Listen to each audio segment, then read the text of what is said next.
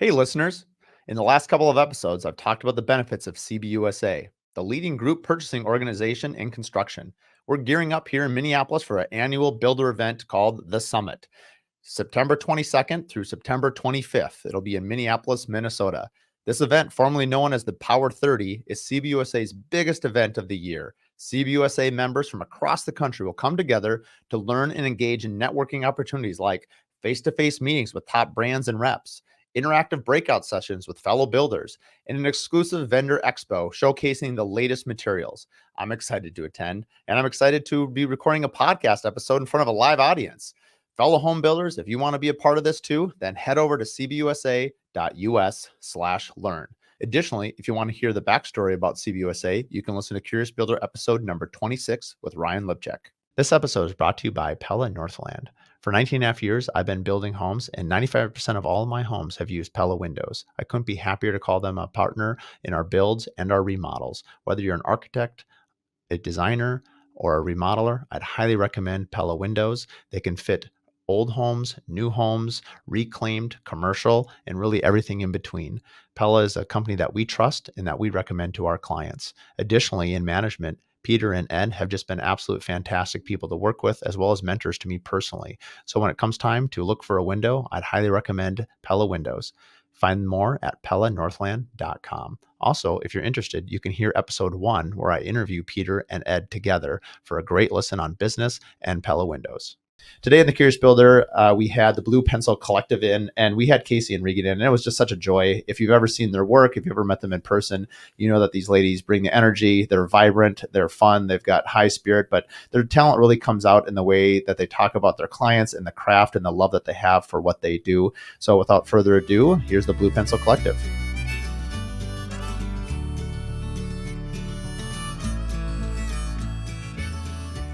Welcome to the Curious Builder podcast. I'm Mark Williams, your host. Today, I am joined with the Blue Pencil Collective with Kasey Johnson and Regan Nix. Welcome, ladies. Thanks for having us. Hello. You leave quite a first impression. So my first impression of you was at the Midwest Awards Gala last year, and you guys won an award. You won like 8 awards. I feel like it needs to be renamed like the Blue Pencil Collective Award Seminar.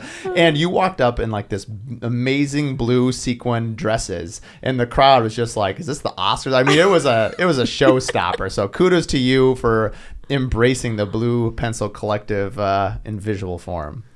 We like to make a statement. Yeah. And when someone says gala, I just want to make sure we're using that term correctly, because there's a lot of gala language thrown around. And so that was kind of our goal, is to wear gala attire. Spruce it up. Well, I mean, let's start there. I mean, you have identified, you're both wearing beautiful blue outfits at the moment. Every time I see you, you've got a bold color, which I love. It just like flies off your personality as well. We'll talk about your brand and how that's a part of it. But how did you come up with the name, the Blue Pencil Collective? Because it's obviously very intentional. It's a layered meaning, really. The more literal meaning is like blueprints. So, that's pretty straightforward. But then the more deeper meaning to all of that is in editing. So blue pencils are used for editing manuscripts, and we always believe that if you're comfortable, something's wrong. So we should always be editing and continuing to strive for something more and something better, and challenging ourselves. Growing. Yeah. And it's also kind of behind the scenes in our design process too. So much happens that the client doesn't see. So it's not like these things just, pop out of our heads and onto paper. So there's a lot of editing and revising happening, at our computers and collaborating and behind the scenes. I like that. That's beautiful. Plus, blue's my favorite color. So, thanks for doing that. Out of curiosity, you see that, usually when I think of I usually think of red in terms of editing, right? I mean, usually, especially in language classes or, everything is like red type font. Is it, I didn't realize that blue was an editing software. Is that specific to architects and design, or was that really piggybacking off more of, blueprints? The blue pencil is used for manuscript editing. So manuscripts, or for book editing, because it doesn't copy. So they use the blue pencil to make edits behind the scenes, but then no one ever sees like that final draft or all the edits that were marked. That is. Previously. Am I the only how many people? I'm like shocked. I'm like, wow, that's cool. I know. I think we're used to like the red pen and just like bloodying up that paper with all the edits. Well, I mean, even as like, from the time you're in grade school, I mean, every time you edit a paper, you just see the red ink everywhere and you're like, oh, you dread it. Yes. Interesting. I like, but that is a sneaky cool name. Yeah. So it's kind of fun. Yeah. Lots of meaning behind it. And then it turns out we actually like the color too. So it worked in all aspects. That's amazing. I love good branding. I mean, I guess let's start with good branding. It took 2 seconds to realize that your website was done by, I always say, Hey, Sarah Schultz. I don't think like her first name should be Hey, because she's always like, Hey, Sarah Schultz. Beautiful website. I was on it earlier today, just looking at some of your work in more detail. Tell us a little bit about your brand. You've been in business now for 7 years. Tell us a little bit about your maturation process, and even, I guess, more specifically, how recent is the website? It looks like it's brand new, but it also could just be, it just looks really fresh and vibrant too. Well, that was one of our goals, for it to be timeless, but it is actually coming up on 2 years, I think.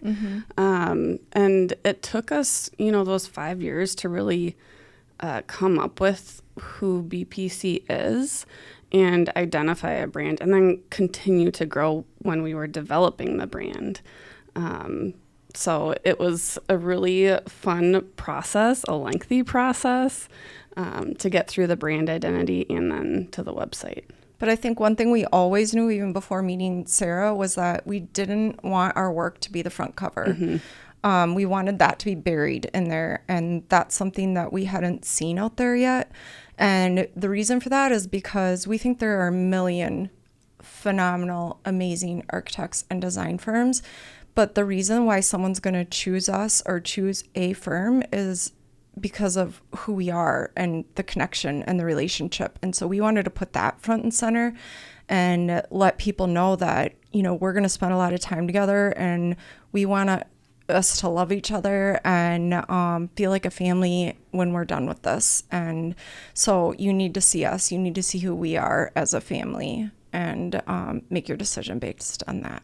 I love that. I mean, when I was exploring the website, what kept coming out is obviously you're both beautiful women, number one, but two, just like the color, the vibrancy. But it was really more than that. I could feel like your energy. And not everyone can pull off a blue sequence dress. You guys can, but it's like the zest, it's the vibe, it's the, the high spirited, it's the energy. And tell me if you relate to this. I had my lawyer on, and he's a pretty funny guy. And he said, I take my work seriously, but I don't take myself seriously. And I bring that up because I feel like you guys are very, your craft, you obviously have to be very talented to do what you do. But I love that you've celebrated sort of your vibe attracts your tribe. Is that accurate? Yeah, completely. Yes. And it's funny you say that, because I think one thing that we've battled in the industry is the double-edged sword. So we're fun. We say, what do you think of when you think of Blue Pencil? A lot of people say fun, charismatic, energizing. And we're like, do you see us as experts too when you look at our website? Do you see us as someone who's going to build your, multi-million-dollar home or your small business office? And, by the time we're asking this question, we're usually pretty close with the people. So they're like, well, yeah, but it is something we wonder if you can have both in this industry. And that's what we're trying to figure out. I think I struggle with that, to be fair. I have a building company, and I have chosen to, I try to highlight my work, but the Curious Builder brand obviously is the guest that I interview, but it's also a lot of my own personality. And I think we also live in an age, a bit of individualism, where, people are front men and women for their companies, for their brands. And the brands have had a lot of success with sort of celebrating a person. If you're likable, if you're approachable, if people identify with you, then they're going to want to work with you. But I think you're right. It's a double-edged sword. I've often wondered, I don't actually know the answer, because sometimes I wonder, you see, let's say somebody else, you look around, you obviously see who's working with what architecture, what builds are being done. You're like, wow, I wasn't even considered for that. And not in a negative way, but just more like because you're very happy for their success too, right? It's more just like, well, how do I get that work? And there's plenty of work for everyone, but how do you get a seat at the table for an opportunity? Is it because, maybe I think we're reading here between the lines is like, is my personality too much forward and not enough for the home construction? Yes. But then I see some people and all they celebrate is the home architecture, and it's beautiful. But to me, it's missing some of the life. And anyway, I don't know the answer of walking, but I'm glad to know that I'm not alone. I now will call you with all my, before I post a picture or a video, I'll be like, all right, ladies, veto or a go? I know. And it's always going to be go. Okay. Well, there you go. I mean, always going to be go. I told this story recently, actually this morning on a Facebook post. I decided I'm going to write a book about all my experiences with my kids because I'm always doing something ridiculous and they're always really mad at me. So here's one of those squirrels that I mentioned earlier. But the point is that I decided that we were going to be bikers and be trailblazers. And so I bought all these bikes. We get on the bike trail. It's like 100 degrees out. And then at the end of it, they're like, they can't stand me because they're like, that was the worst experience of my life. So I think to myself for a minute, like, did I go overboard? Was this a bad idea? And it was a millisecond. I was like, no, we're trailblazers. No way. We're doing this. I mean, honestly, I think the sense of adventure and the sense of excitement, but also being authentic. Like, I think if there's anything I've learned over the last couple of years, even about as you get older, I mean, look back, one of my questions for you is what advice would you give yourself, 7 years ago? But before I let you answer the question, I guess for me, it was like, just like confidence. Like as you become more confident in both your skill, your ability, I'm a dad of 3 kids. So it's like, but I think my joke was I've been doing dad jokes well before I was even married. And so it's like, I just now have kids so that doing dad jokes is actually acceptable. And so the point is like, you got to just be you. Yeah. And I think that attracts and the more comfortable you are with your messaging and who you are, I think it's you mentioned the double-edged sword, but maybe it's okay if we lose some of those jobs that we maybe would have gotten if we were not stuffy and serious, because you just have to be you. Yeah. And so anyway, going back to that question, what advice would you give yourself to go back 7 years? For me, I think challenging myself to be fearless daily. Because I like being safe. I like to know what's going to happen. So I think telling myself that the unexpected is okay and it's okay to be afraid, but to not let that stop me. That's a great answer. Thanks. If you could drop the mic, if it wasn't actually attached to something, that would be like a great, like this interview's over. That's a bumper sticker. I was like, oh my gosh, that's amazing. How about you, Regan? Oh boy. I think I would tell myself this is going to be nothing like you thought it was. Mm-hmm. So I think that every day is really different to not go into the day or the year thinking that you have a plan or that you know how it's going to work, because the expectations can be like a killer of all. So I would just tell myself to just go with it and plan my plan, but not my outcome. So reminds me of a quote. I love a good quote. And this one, it was in matters of style, swim with the current. In matters of principle, stand like a rock. Mm-hmm. And I think that speaks a little bit to what you just said. Like sometimes we hold on to expectations or things we should do, things we, and again, I think it all goes back to just being authentic and comfortable. Like when you are kind of comfortable with not, getting every job or chasing every lead. I think as I have interviewed other, builders and designers and architects, as they get further in their career, everyone talks about early in their career how you chase every single thing. Mm-hmm. And, identifying your ideal client is, regardless of what industry you're in, I wish I had been more, it was till I was in year 18 that I was even aware of what that meant. Mm-hmm. And so you're just like, oh man, I would love to go back to 23-year-old Mark and, be like, hello, anyway, I'm not sure that would have worked, but. I think the biggest thing too with opening a small business is we see all these things on TV, small businesses, but they're already developed, they're already successful. And so I know for me, when we opened this business, I thought it was sort of like when I had a baby. I thought I was going to look unpregnant the day, like right after I gave birth. That is such a good analogy. And I didn't. And I was like, wait, what's happening here? So with the business, you're seeing all the businesses that you're seeing look very put together. They're all successful. And so when I when we opened this business, I thought that's what it was going to be like day one, but it's not. And it's a lot of hard work. And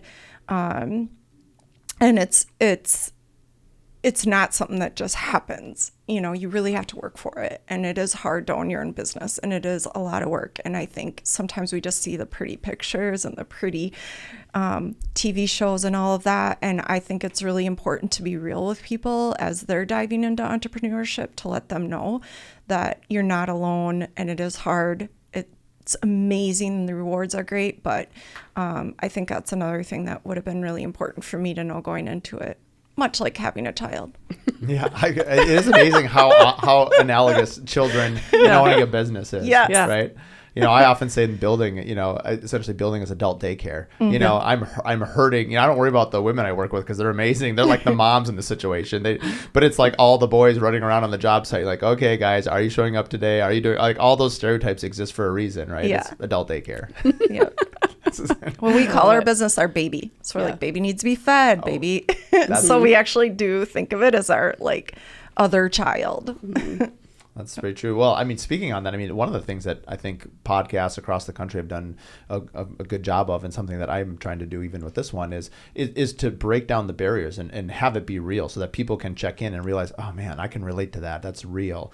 So with that being said, do you have any good epic fail stories? I feel like there'd be some. They don't have to be funny, but they can be funny, because I've got lots. So I'd be happy to start. But I always think that a good fail story, like, hey, we did this and man, this turned out really poorly. Geez, where to start? I feel like that's happened a lot. I would say I feel like I'm talking a lot. So That's if you fine. want to answer Go this ahead. one, you've got one. But You go first.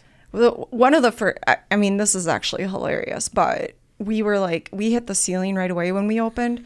So we were just like, oh my God, I love everyone. So we just hired everyone. We were just like, we'll hire you. We love you. You're great. Oh my gosh, you got to spend the day with us. In fact, you know what? Come out with us tonight. We're going to this event. And you're hired too, by the way. Oh my word, this is amazing.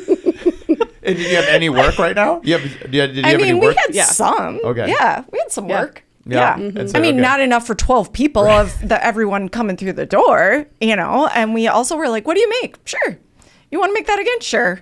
And we were just literally this is amazing. No clue. We're just like having the time of our life and working on these great projects and just hiring anyone and everyone that we loved. And we're giving them like, oh, you want to make, this much? Okay, no problem. So we're paying them all this. The first couple months of salary goes out and we're like, dang, it's a lot of money out the door. And then we noticed that there's a lot of money going out the door outside of the salary. So we're like, now why is the IRS taking all this money out of our account so we call our account and we're like, there's like thousands of dollars coming out of our account. And they're like, that's called payroll taxes. We're like, so we pay people more than what we actually just pay them? And they're like, yeah. We're like, oh my gosh, like what? So I would say that was a pretty big failure. So yeah. That is maybe one of the best stories I've ever heard. How did you get through that? I mean, I assume you had to start laying people off as soon as you hired them. Yeah. What were people's reactions? Like, how did you, like, what was the time frame in this? Was this like a couple weeks, a couple months? No, it was a couple years. Oh, okay. Yeah, it wasn't like right away, but that's another failure. Hey, here's some money. You can pay your people with it. Okay, we'll take it. We can use some money. We got to pay all these people we hired. And then you're like, wait, we got to pay that back. So lots of stumbling blocks, but yeah, we got our feet on the ground. We think we say we're one of those dolls with like the curved bottom that when you punch them, they like go down, but then they slowly rise back up. I don't think of a doll. I think of a clown. Yeah, or a clown. Yeah. Or I didn't want to say blow up doll because people could take that different ways, but I think it's out there now. Yeah, but essentially it is. It just has no legs. Best interview of all time right now. Best ever. There's a couple. That's a really good one. I mean, but honestly, it's like, because I'd love to hear a little bit about your background. It's like, you're talented in the architectural and design field, And I think that's the whole point of like, you can be really talented in one thing, but it's pretty hard to be talented in everything. Yes. And, you know, if we're talking about business owners that are listening, you know, very few entrepreneurs that I'm aware of went to business school to learn how to be an entrepreneur. In fact, it almost seems like the definition of being an entrepreneur is not going to any of these businesses. Yes. It's like learning all of it yourself. I'm not sure it's a great idea, but it just seems like that's how most people learn it. Absolutely. And I've always said, even in particular to building, like, you know, I've said many times, like, I didn't know the difference between margin and markup until just 2 years ago. And it's embarrassing. And I'm like, man, that means for 18 years, I've left about 2 to 3% on the table. Like, then you start adding up the math. You're like, okay, 100 homes. You know, how many million is that? You're like, oh, wow, that is a lot of money that you just left. And so anyway, the point is like, you pay for your education one way or another. You either pay for it because you learn it and it's a painful, but I think usually if you do it that way, you don't make a mistake again. At least, hopefully not. Maybe not as That. drastically. I do love the idea that you're just hiring people left and right as they came in. This is amazing.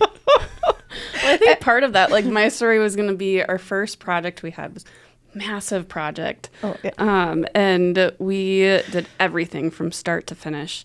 We decided that it would be just the two of us moving. It was 11,000 everything- square feet. Moving everything into this giant house. So we received all of the furniture and decor and accessories, and we thought we were going to do it in like 5 days. And it was 2 weeks later, we finally had to like take a break and go see our families, and we still weren't done.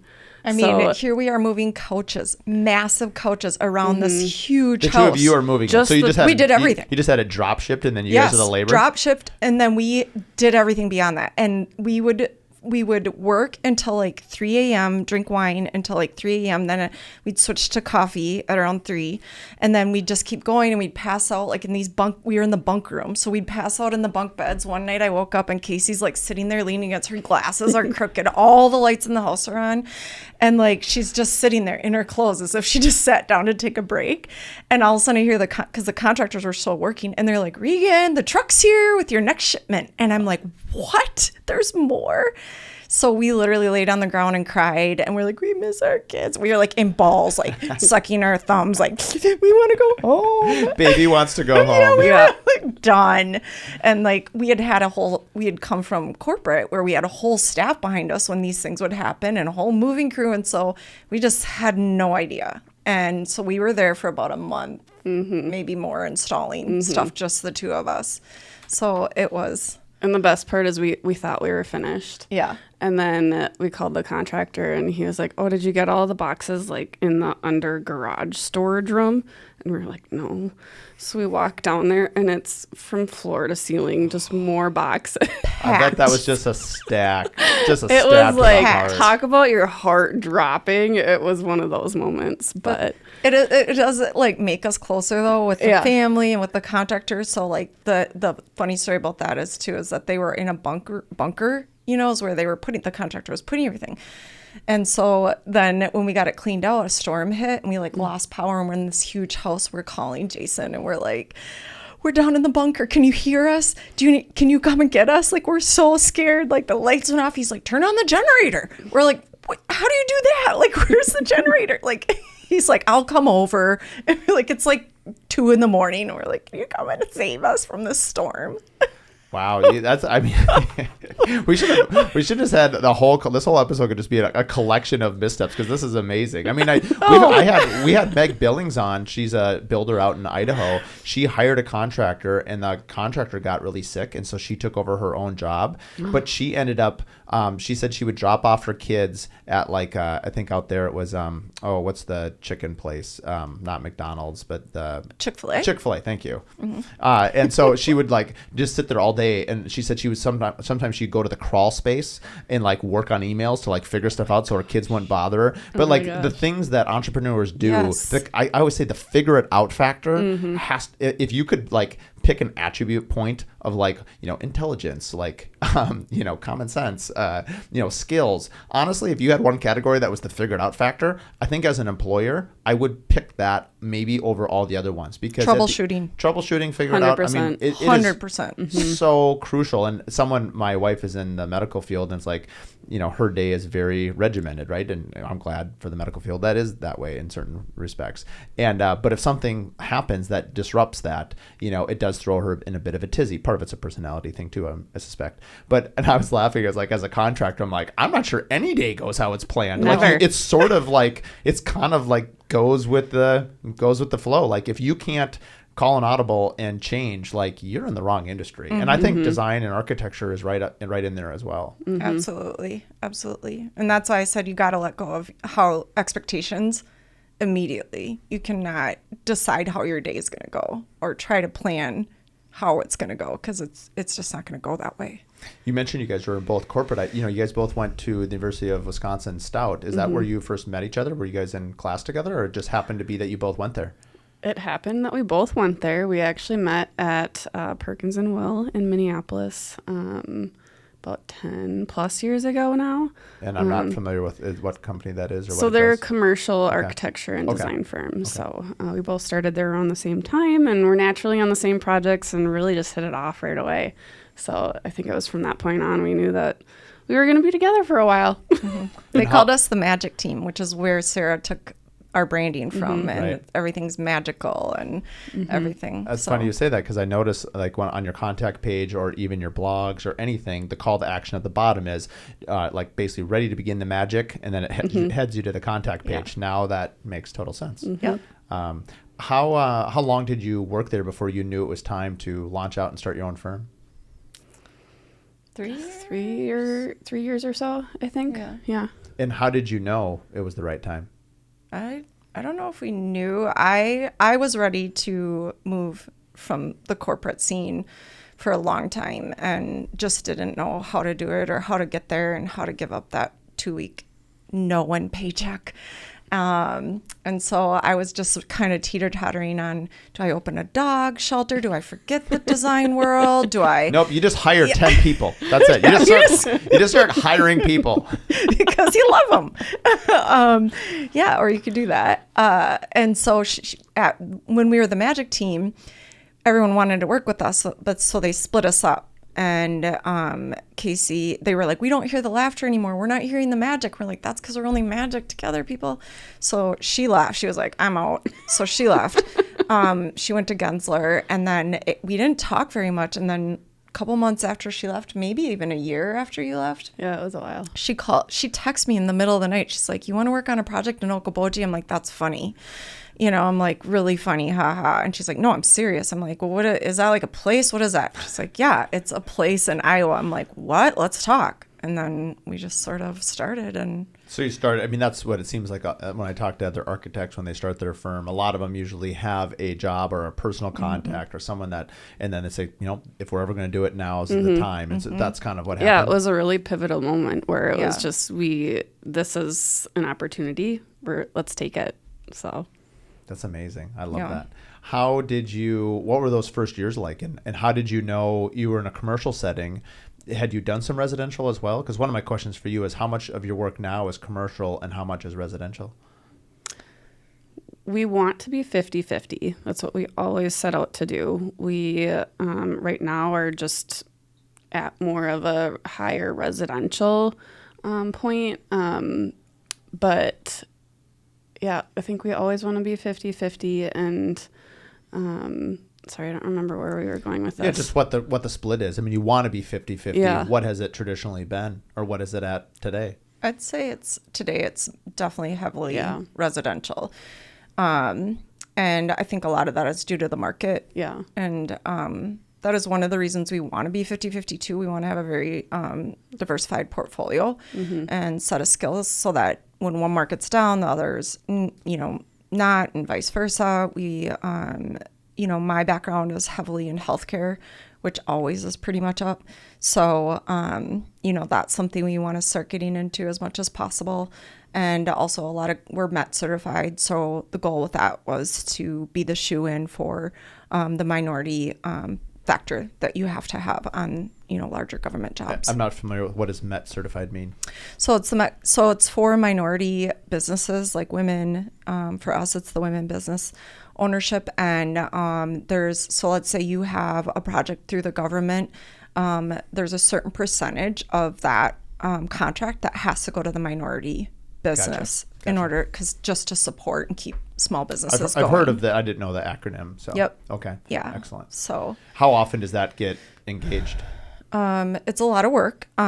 We got MET certified about 5 years ago, and we still haven't been on. We've gone for a couple jobs with companies, but one of the issues is that a lot of these companies that do the government work, they already have their shoe in, or their plug in for that category. So it's very, very hard to get in. You have to find the people that are wanting to fill that role and with another firm and deal with it, because it's such a small part of these, billion-dollar projects. It's just kind of like, we've already filled that. We're not looking to do it. So it's kind of a big endeavor.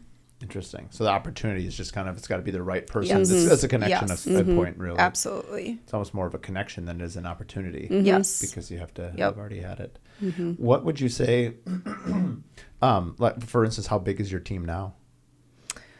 We have seven of us. Mm-hmm. Okay. So. And how is that, between the two of you, is one of you stronger in interior design and architecture? Like, when a client comes to you, how do you divide and conquer some of the design work that you're pitching people and doing?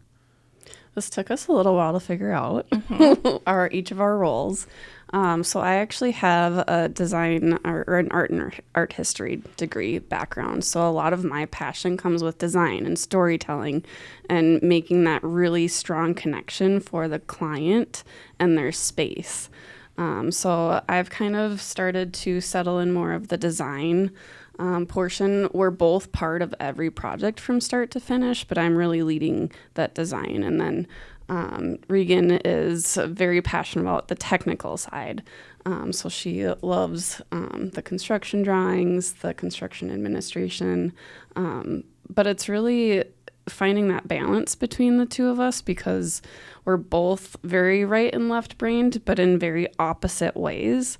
So again, it kind of goes back to that magic of, like, it's that perfect balance between us that makes our projects so special and so different. That's the magic. Yeah. I love that you already identified and learned, unfortunately, by a hard way, is that you're better together than apart. Mm-hmm. And your clientele, and even I love what, your previous employer was like, hey, where's the laughter? Where's the magic? Mm-hmm. But it didn't exist. Yeah.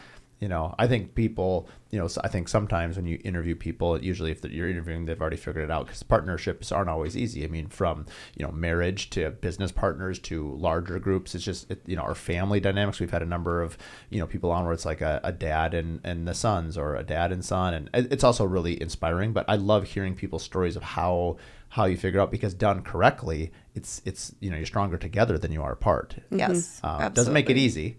No. I'm sure. So what are some things, like, if there is conflict, how do you navigate that? This episode is brought to you by Adaptive, the software for builders that automates draws, budgets, and bookkeeping with AI. For over a year now, I've been partnered with Adaptive, and they've just been an amazing game changer in terms of efficiency in our time and all our bookkeeping.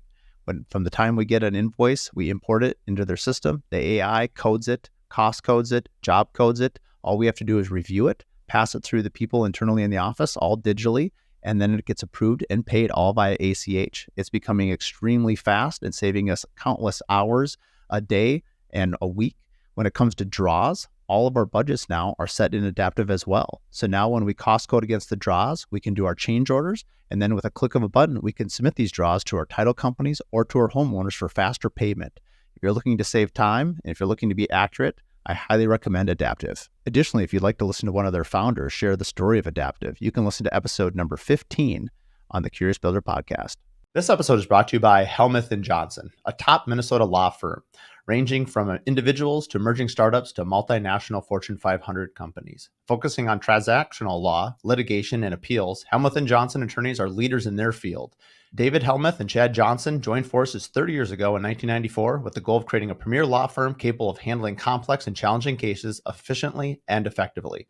Today, Helmuth and Johnson rank among the top 15 largest law firms in Minnesota with more than 70 Twin City lawyers serving clients in more than 30 legal practice areas. They offer a full suite of legal services to clients without sacrificing their original commitment to providing responsive and affordable legal representation. To learn more, go to their website, www.hjlawfirm.com. We put our fists up once in a while and, do a little wrestling match once in a while. Who usually wins that one? Yeah. Oh my gosh. I always tell her, I hope we don't ever get in a fight and then I run into you in a dark alley afterwards or something. I don't know if you've seen her legs, probably not, but they're like freaking huge. She's so strong. She's a CrossFitter, and like one time I did CrossFit with her for like not very long. But my bar was like two of those little, sometimes nothing. And I was like, check me out, take pictures of me. Can you get a selfie with me right now doing this CrossFitting stuff? And then I look over at her and her bar's like bending and it's got so much weight on it. And I was like, never, just don't get her. Just stay with me. I love that you're like, your problem solving is physical violence. Well played. Way to buck the stereotype. I'm like, go ahead and just fight it out. No. We usually actually don't have a lot of disagreements because we're so different. What we found is that if one person feels really strongly about something, it's usually something I don't care about as much, and vice versa. So it's pretty easy to, we just haven't had that much where we've had to figure it out. I mean, do you find that, so along that line, I have found, and I didn't know if this is my own personality trait or if other entrepreneurs use this as well. Sometimes if I feel very strongly about something, or I want to know if you feel strongly about something, I'll push a little bit just to see if you defend your idea. And if you fold, like I realize like, oh, well, if you didn't think it was that great of an idea, then let's pick another one. But if you kind of like really buck up and it's like, no, this is a great idea. Like I'm as a leader, let's say, of my company, like I kind of want people to take ownership of their things because I don't want to be the master of that thing. I want you to be the master of that thing, whether you're an architect or designer, framer, trimmer, painter. Honestly, it doesn't matter what it is. And it gives me great confidence when you exhibit confidence. Do you find that as an owner, you find that as well? Like you're happy for someone else to take the lead if they show like the confidence that like, this is my idea and I want to fight for it? Yeah, for sure. Absolutely. And someone else just said that to us recently. What was it, Dan? One of our clients, he was like, well, I just wanted to see if you were going to stick behind it. He's like, I thought it should be that way, but I wanted to see if you were going to stick behind it too, if you really felt that way. So yeah, I love that thought process. And I don't think, sometimes it's not very obvious. I think sometimes we do it without knowing. The other day I had asked a real estate agent about their commission, and I wanted them to take % off.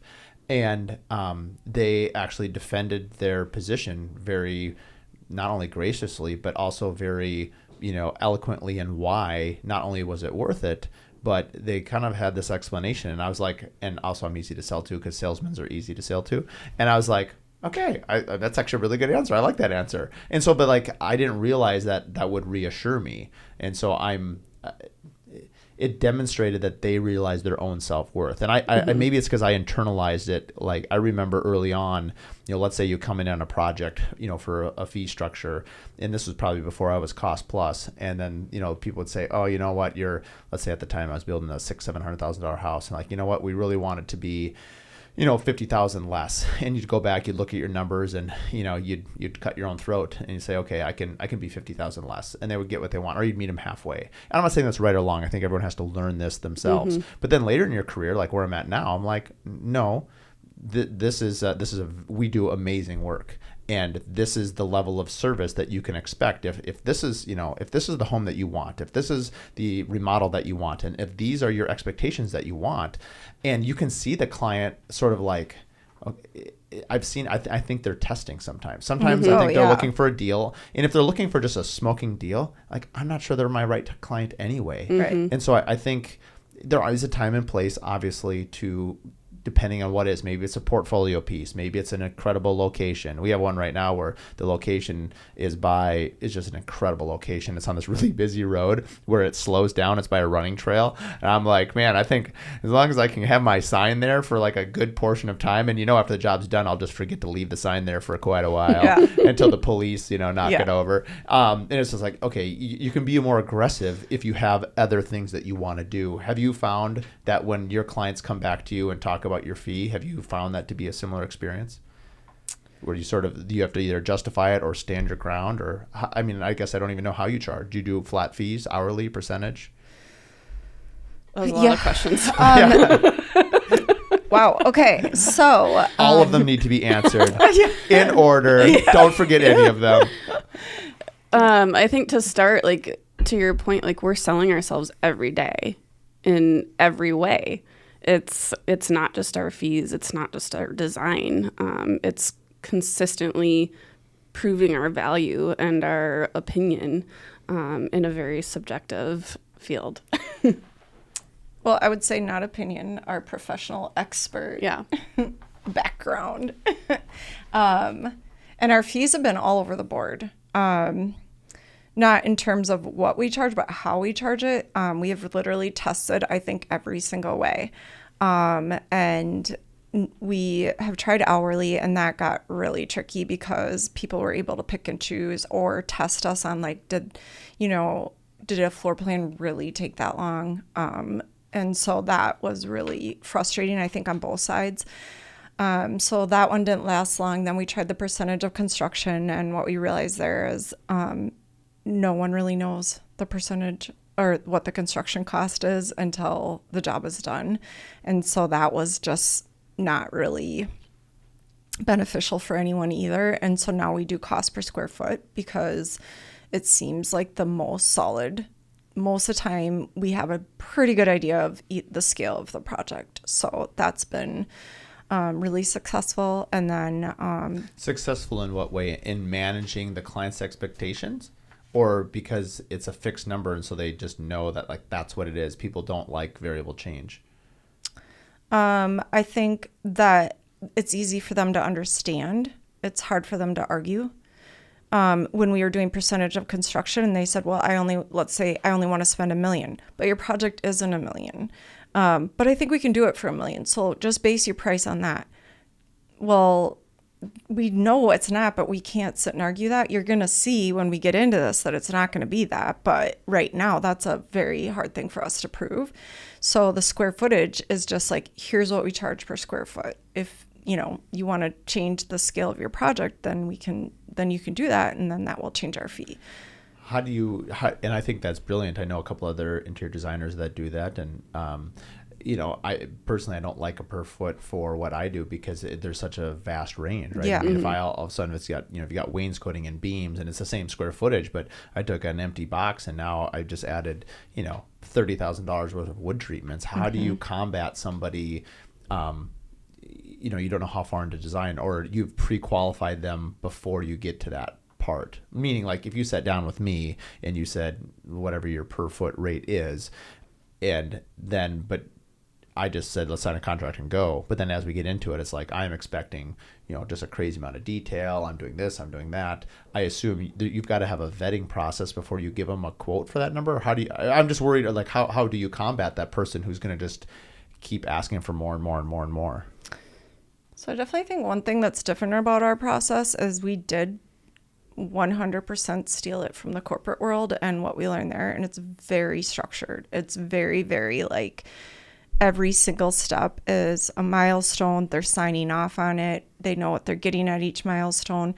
So by the time that you would get the drawings, everything's been worked out. Everything is specified. The plumbing fixtures, the hardware, all the structural drawings are done.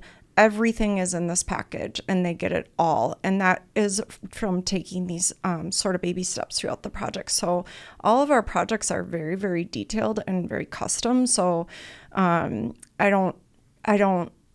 it doesn't seem like we're varying that much in terms of how much time we're spending from each of those milestones, if that makes sense. It's sort of just really evened out to be the same And so the square foot number has worked really well for us. How often would you go back and adjust that number? And either do you, like someone asked me recently, what you are per foot. And I was like, well, I mean, it's very subjective, like I already said. So what I did is I took my last 5 homes collectively. So I had highs and I had lows. And I just said, well, hey, my middle number is, X. I think in this case it was like 515 or 5. We had a couple of really expensive homes, and so it's funny. But I figured, well, man, over 5 to 6 homes, it probably irons out, somewhere in there. At least if you're asking me that question in a first meeting without knowing anything about your house, that's all I got for you. That's all I can do for right now. Yeah. At least if they said, hey, they're $200, okay, we're not a good fit. Yeah. If they're $800, yeah, we can obviously add more detail. Maybe you don't need to. So.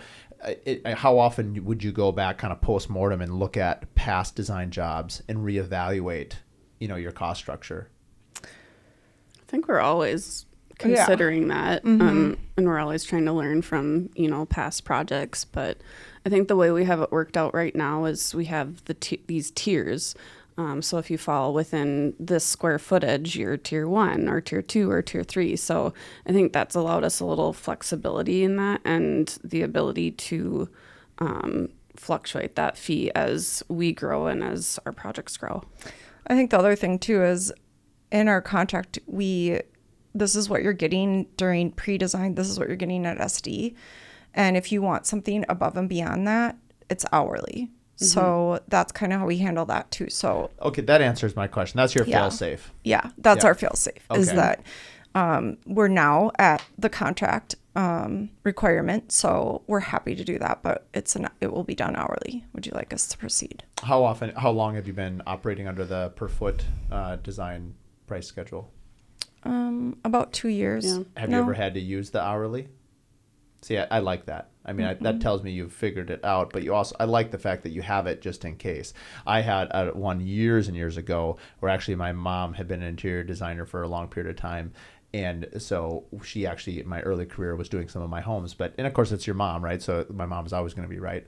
And my wife and my dad always laughed to my mom's name is Deb. Like, Mark can do no wrong in Deb's eyes, and Deb can do no wrong in Mark's eyes. Like, we have a very, very close relationship. But I bring this up because I had a client that, my mom was part of the package. When you built a house with me, you got her as a designer. That was a huge selling point in my dad's career and early on for me as well. Just, I had a real appreciation for what a designer could do, for the home and for the process, really. And anyway, this particular person really abused that from the standpoint that they never stopped calling your mom, and my mom in this case. And so it was after that, I mean, years later, and she would even kind of say, hey, when you build a house with Mark Williams Custom Homes, like, you get Deb Williams too. And my mom was so gracious, she was happy to do it. But I, as the son and as a business owner, I was like, this is not acceptable. Like, you cannot let. So I then obviously created a retainer based on hours. I never enforced it ever. In my career, I've never enforced it, but I have it in my contract because of what happened. I think it was like 13 years ago. It was a long time ago, but I've still thought about that. Even sometimes, like, if you under a fixed bid, sometimes people will charge a change order fee, and clients hate that. Yes. So we used to always just waive it, but I still have it in my contract with the idea that if I needed to, if I had a client that ever got out of control, I could sort of use it to bring the horse, back in line. Never had to, but anyway, that was, I guess, my fail safe. The biggest, in addition to that fail safe, I think the other huge eye opener for us in fee structure was it's a fixed fee through construction documents, and then CA is hourly. So that has changed our world because during design, hourly didn't work because it was very gray. Like, everyone's a designer. Everyone, it's anyone can say this or that, but when it comes to CA, people are a lot more like, well, I don't really know how to do that, and so I trust that you've got it, and so we're not challenged as much on the time that we're spending, and it's just too unpredictable. And so we were losing a lot of money by trying to do a fixed fee for that, and not being able to provide the service that we want during that stage of the project. I think it's so subjective. I mean, you have different builders that you would be partnered with that have different capabilities, right? Different project managers. Even if the builder is capable, maybe the project manager isn't. And you wouldn't want to put anyone in a situation that they were either guessing at your work Or, I mean, I think that's one thing that's up to me as the general contractor, at least in Minnesota, where a lot of the leads come through the builder, where I need to educate the client. Because I have clients all the time that will interview architects and designers. And then once you have the blueprints and the specs, they're like, well, what am I paying for you for, builder? Why am I paying your fee?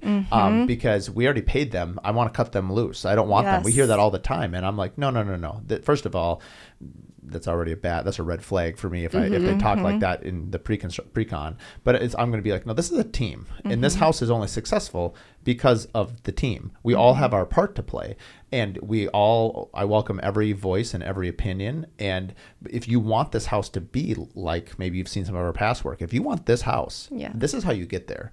And if you don't, that is a choice. You actually, at the end of the day, you are the homeowner, and we can talk about what that looks like.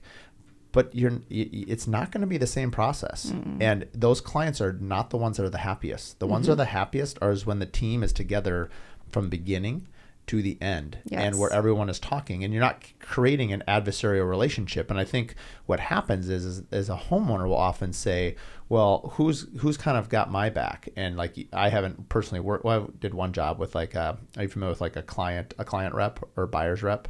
Like basically they'll hire an expert that's kind of their person, right? And I've only had that one time. Oddly enough, that's actually helped us because they were a former builder, and they're like, no, actually what Mark is doing is great. Like, and it was like, it actually, at least the one I worked with, it was very smooth. But the reason I bring it up is, you now have 3 people or more people that are all watching your back. But, I think I love the idea that I'm going to start saying from now on, let's go blue pencil that, which is going to be, let's go work on it behind the scenes and come back to the homeowner.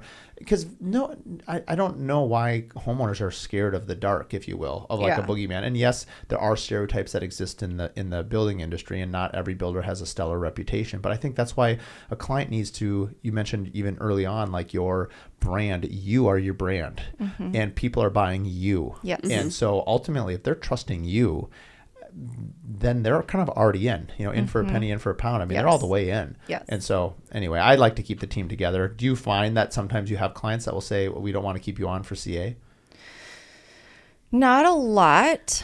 Not as much anymore. Not as much anymore. Yeah. At the beginning, yes. And what did you say when they would ask for that?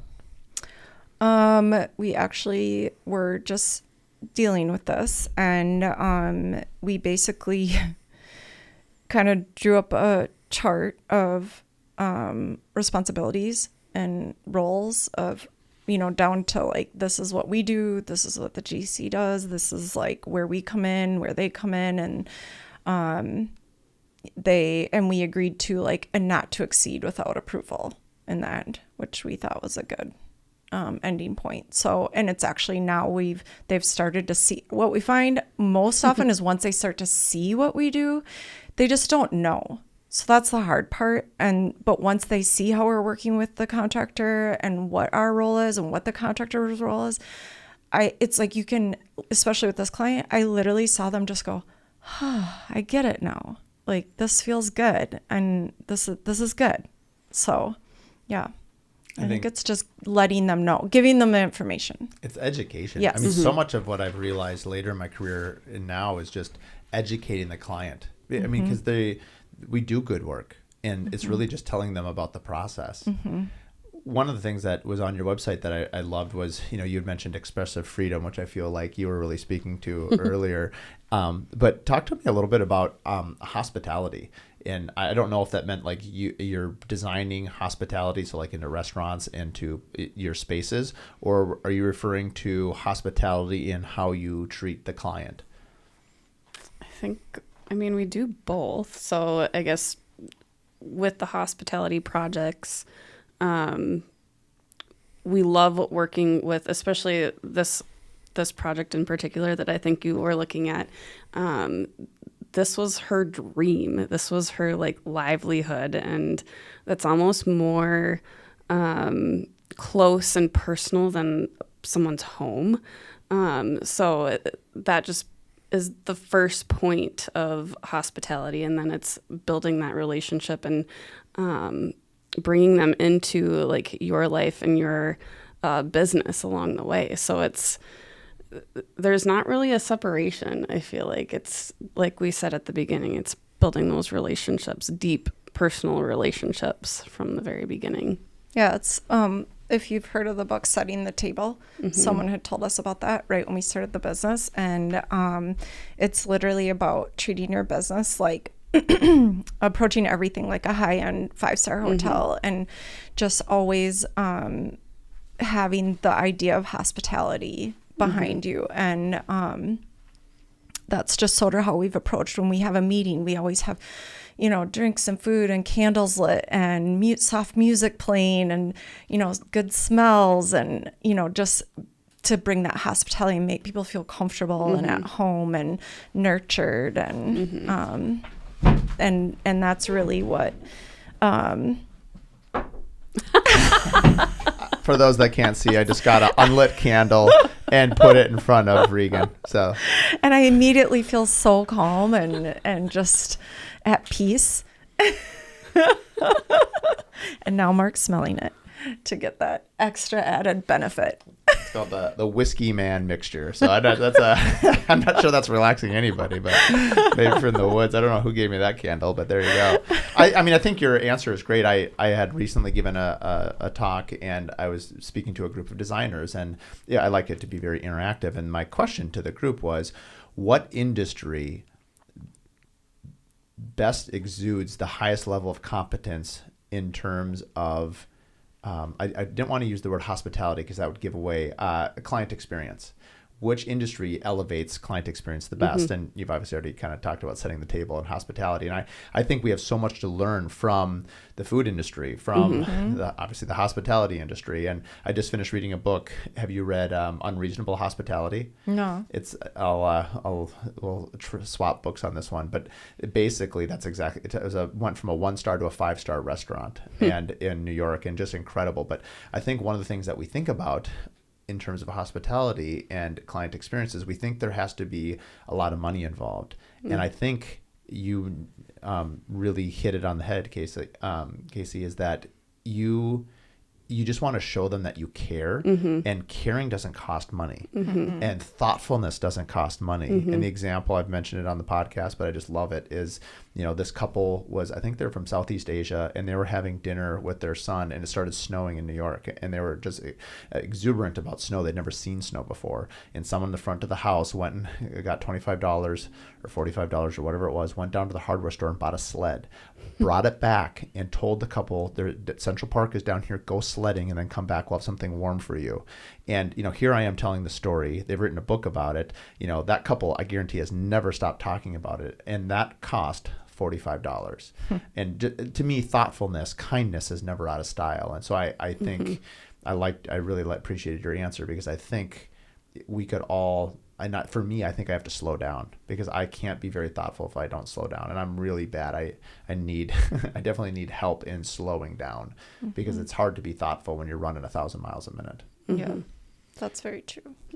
Have you guys, I mean, on that topic, have you guys found any, you know, hacks or ways to sort of bring mindfulness into not only yourself, but I mean, it sounds like you're doing CrossFit and you've got, you know, you're slinging some weights, I guess, or fighting in the design studio.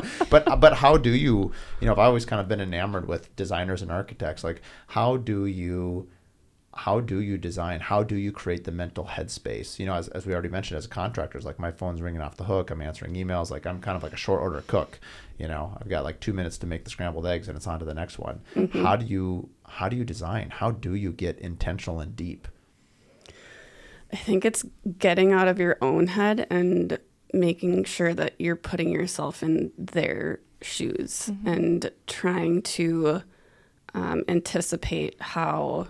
I mean, we've had a lot of conversations with the clients at this point of how they want to, you know, live their life and see the changes in their home or their business in their new space. But it's using that information to anticipate what that space will look like. So, and that kind of goes with the thoughtfulness too, is you have to get out of your own head and into their head. And a lot of what we do is like kind of psychology, which is a little scary, but it's trying to figure out, without them being able to verbalize what they want, figuring it out ourselves. So it's kind of some mind reading and a lot of, I mean, even research.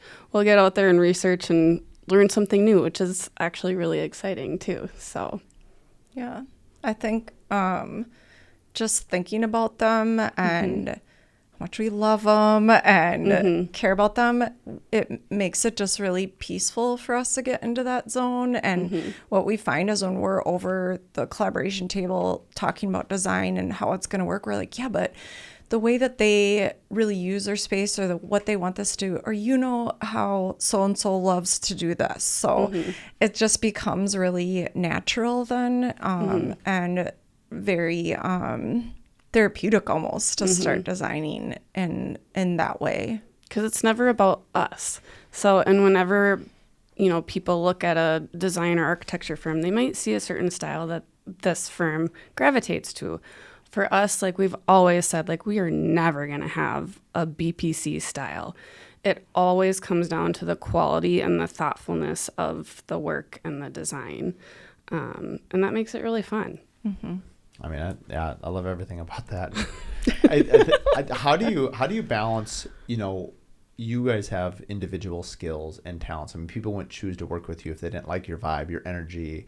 How do you balance what you really like and what energizes you with what a client wants? Or if clients are already gravitating to you and your work, as you're sort of being true to yourself, there's a part of them that's in you and you're just sort of exposing it. Is that? That's such a good way to put it. We're going to use that in our branding. Oh my gosh, because it's so true. And we just, in the last few years, as we've been really figuring out who our clients are, there is a very common thread between them all. And that is that they tend to be very successful, sure, but very eclectic, very thoughtful, very family oriented. I mean, literally you could make a list of these things and you could hold them up to each one of these clients. Just super good people who welcome us and our differentness and love that, we might be kooky or fun and, are pushing them a little bit at times and all of that, but they're just buying into it and they're loving it. And, they're all just like us, building a bridge one day or doctor another day, they're running a car wash. They all, this is one person to one client who you never know what he's going to be doing. They're such interesting people and, just so kind. The kindest people in this world tend to be our clients. And I think part of that is we bring them along the journey for, their project, and that just lets them relax enough for them to let us in. And it gets to the point where, we were just at a job site last week and they were like, you need to text us when you get home, because we were in Sioux Falls. So it was a 4-hour drive and we didn't get home until, I don't know, maybe midnight. And we texted them and they were like, so glad that you made it home safe. So it gets that close. Do you find what percentage of your work is, within, let's say, 50-mile radius of Minneapolis, St. Paul versus outside that envelope? Most of it's outside. Oh, really? Right now. Yeah. That's just the time that we're in right now, but it can be where everything's here. It can be where everything's there. Yeah. So it really varies. And your clientele, how many of them are coming to you first and then you're introducing them to, let's say, a general contractor versus what are the main points that people are finding you and where your business is coming from? A lot of it's been referrals and a lot of because obviously we're in some of the bigger print magazines like Artful Living and that, but where we've found to be really people, and again, this probably has to do with the type of clients, is small magazines. Like local magazines, like in Okoboji and Sioux Falls, and that has driven a lot of our business. And then commercially, it's usually word of mouth. Yeah, I think it just comes down to the clients telling their stories in those magazines too. That really helps with our credibility, I think, and hearing that from another homeowner or business owner just gives them peace of mind. How often do people reach out to you for just one or the other? And obviously if people are reaching out to you for architecture, I assume you're saying no, then lead us into design. If someone reaches out for design, can you pull people up into architecture as well? Or sometimes is design like, let's say someone wants to do a remodel, for instance, and let's say there's not a lot of structural stuff. Will you take on that job because it fulfills the design side of it? There's not a lot of architecture there, or how do you balance that if people want you to be, they gravitate? I don't know. Does that ever come up as a request or not really? People know that it's architecture and design and it's together. Well, to your last question quickly, I think the way that we've gotten work has been 50-50. A lot of builders bring work to us, and then a lot of the times the clients are coming straight to us and then we're bringing in the builder, or they have a builder already chosen. So that has really been split. In the commercial, I feel like we're always choosing the builder because it is the broker who's usually running that and bringing in the design team and then the construction team. And then in terms of the second question, which I forgot what it was. Well, it was basically if someone comes just for like interior design and they don't think that they want architecture. I mean, if you can pull them up, you will. But I mean, will you take on, let's say, interior design jobs only? I know you won't take on architecture jobs only because the architecture will then lead into interior design. That seems pretty set. But how often do people say, we need a design refresh, or we need, do you guys get involved with furniture and, all that kind of stuff? So do people ever do, a whole house refresh, but they're not really doing much in terms of like hard remodeling? Well, we do focus all service, full service architecture and design. So, and it's funny because that Sioux Falls project, they did reach out to us for like gutter colors and something else, like really just more like piecemeal design, and it turned into a full interior exterior renovation and huge addition. It started with a gutter color. A gutter color. No way. And then just how did that even get past like the strainer? I think it was just our initial conversation with them of like why they wanted to do this, and then it just led into so many other things. Yeah. So now it was an addition. We added a pool. It's really spiraled slightly. That's the best. Because if someone called me and be like, I would like you to put on a gutter. But I mean, that is the one-off, right? I mean, that's as the entrepreneur, as the someone who goes back to when I was 23 and you chase any tennis ball down the street because it might lead to a sale. That is the one that's the one exception that proves the rule, that you're like, man, but this one client went to this. And then you're always sort of, anyway. I think it's just learning to ask the right questions at the right time. Because a lot of times I don't think people know. And I think if someone just comes to us for just design, I think that in the end, they're probably not going to be happy and we're probably not going to be happy. So that's one thing we've learned too, is like, if you go into it thinking, hey, let's take it on, but we can probably get them to do the architecture, that's probably not going to work either. And we're all going to be disappointed. So I think we try to be really transparent right at the beginning, because our whole goal is to create for a lifestyle. And so if you're just doing the design itself, it doesn't lend itself to changing your world a whole lot. And we're here to change worlds, people's worlds. I like it.